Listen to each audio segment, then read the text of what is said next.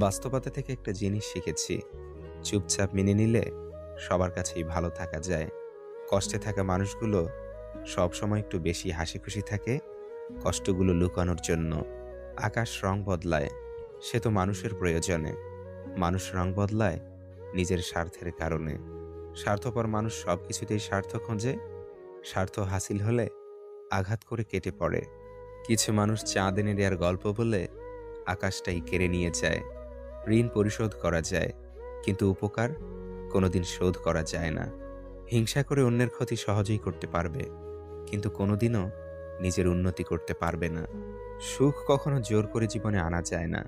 যখন আসে সবকিছু নিয়েই আসে, যখন যায় সবকিছু নিয়েই যায়।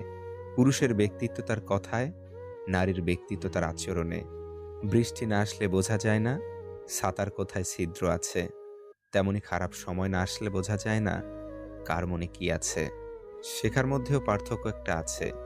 বই থেকে শিক্ষা গ্রহণ করলে ঘুম চলে আসে, আর জীবন থেকে শিক্ষা গ্রহণ করলে ঘুম উড়ে যায়। কাউকে কখনো ছোট ভেবো না, কারণ একটা কথা সবসময় মনে রাখবে, ৫ টাকা দামের পেনও কিন্তু ৫ কোটি টাকার চেক লেখার কাজে লাগে। আপন যখন পর হয় তখন সম্পূর্ণ ত্যাগ করতে হয়, এছাড়া কোনো গতি থাকে না। জীবন তখনই সহজ হবে যখন অন্যের উপর আশা কম থাকবে আর নিজের উপর ভরসা বেশি হবে। ভাগ্য খারাপ ছিল না, ভরসা ভুল মানুষের উপর ছিল।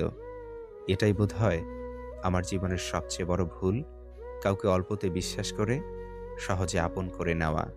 যেটা সহজে পাওয়া যায় সেটা হলো কষ্ট, যেটা কষ্ট করে পেতে হয় সেটা হলো সম্মান, আর যেটা মন থেকে পাওয়া যায় সেটা হলো ভালোবাসা।